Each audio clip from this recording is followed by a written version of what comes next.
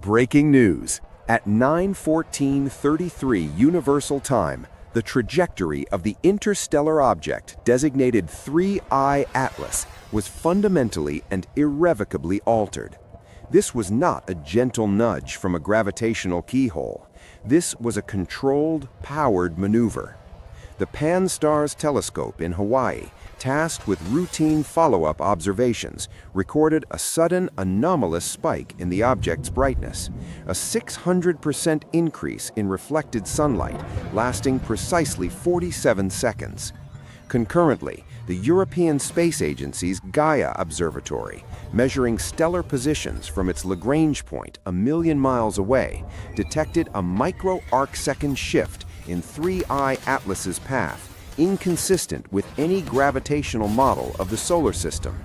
The object is no longer on a passive hyperbolic orbit, destined to leave our star forever. It has executed a course correction. The question on every astronomer's mind has now been answered with terrifying clarity. Is 3I Atlas coming to Earth? The data now suggests a far more complex and unsettling reality. If you want to follow the most significant event in human history, hit like and subscribe. We are tracking it live. The authority on this matter is a global coalition operating under a veil of intense secrecy. The data flow is consolidated at the Minor Planet Center, but the analysis is split between the Jet Propulsion Laboratory's Scout Hazard Assessment System, the ESA's Near-Earth Object Coordination Center in Frascati, Italy, and a dedicated task force at the Harvard-Smithsonian Center for Astrophysics. Instruments spanning continents are now locked on to the object. The Atacama Large Millimeter Submillimeter Array in Chile probes its chemical composition. The Arecibo Successor System at the Green Bank Telescope in West Virginia paints it with radar. And the James Webb Space Telescope dedicates unprecedented infrared observing time. Its gold-plated mirrors focused on a speck of light moving at 32 kilometers per second. This is not a single telescope's glitch. This is a consensus of steel, glass, and silicon, arriving at an impossible conclusion. Let's rewind the timeline to understand the precipice upon which we now stand. 72 hours before the maneuver, the narrative was one of cautious natural curiosity. 3I Atlas was a bizarre, tumbling interstellar visitor, exhibiting non-gravitational acceleration attributed to outgassing, though its spectrum showed no clear cometary signatures. Its elongated shape, inferred from light curve variations, suggested a natural, if unusual, formation. 48 hours before the event, the first subtle anomaly was logged by the Keck Observatory on Mauna Kea. Spectroscopy revealed a transient narrowband emission at 1.42 gigahertz, the wavelength of neutral hydrogen, the so-called water hole frequency, considered a plausible band for interstellar communication. It lasted for 3.14 seconds, was recorded once, and dismissed as potential terrestrial interference. A coincidence, they said. 24 hours before the maneuver, the non-gravitational acceleration changed. It was no longer a constant push away from the sun, as comet sublimation would provide. It became pulsed. Every 6.67 hours exactly, the object's velocity would increase by a minuscule but measurable 0.02 centimeters per second squared. The precision of the interval raised eyebrows. Dr. Ilara Vance at Caltech, running orbital simulations, found the pattern produced no meaningful orbital change unless sustained for centuries. It was, she noted in a now prophetic internal memo, like a system check, a rhythmic, metronomic pulse of minor thrust, testing a capability.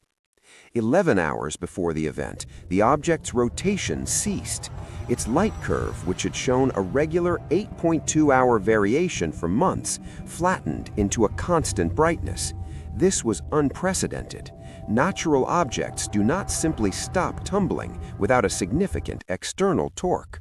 The silence in the virtual observatory chat rooms was palpable. Something had stabilized its orientation.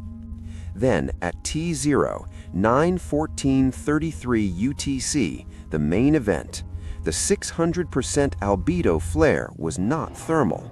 JWST's MIRI instrument confirmed the object's temperature did not spike commensurately.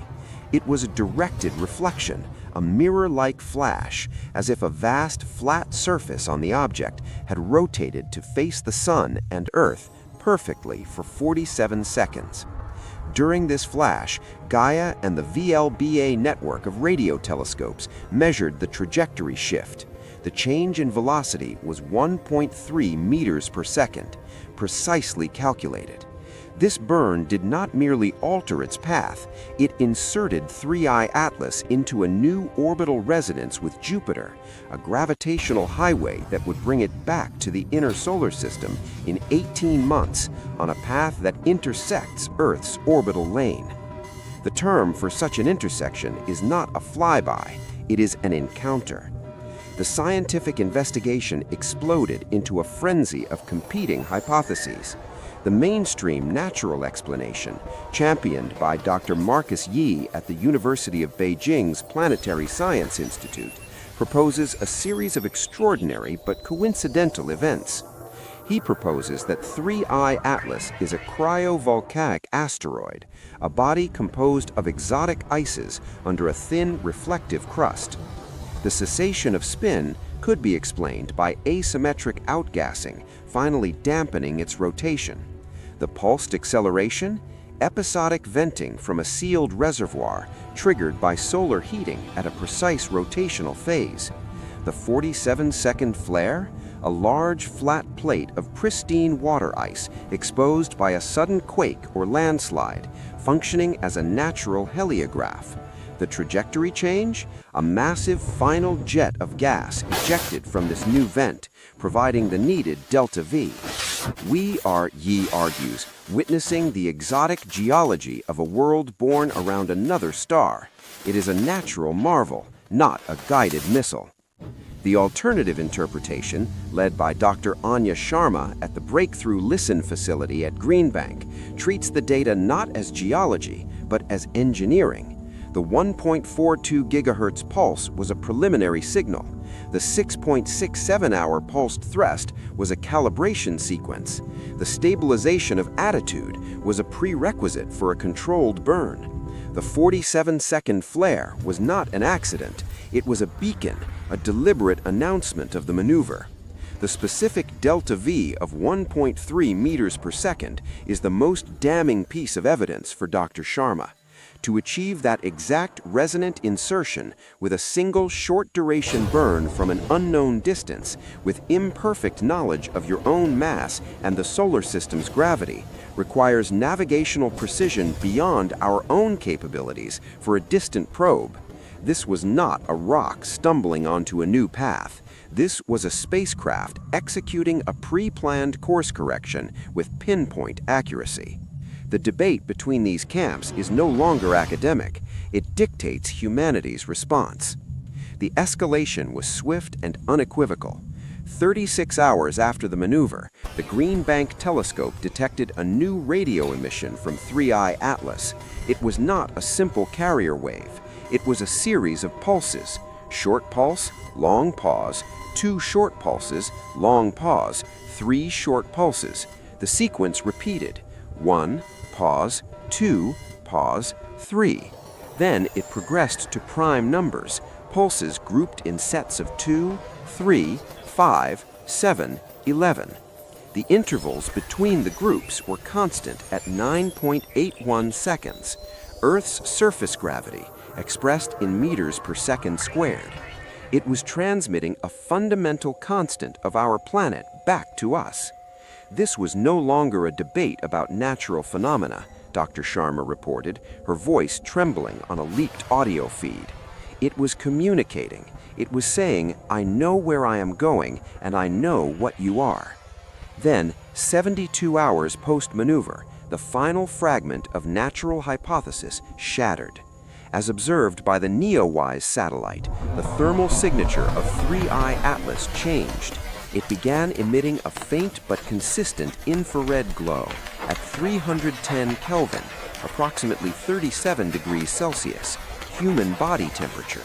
No known natural process, no comet warmed by a distant sun, emits such a uniform, biologically resonant warmth from its core. It was as if the object had activated an internal system, and waste heat was now radiating into the void.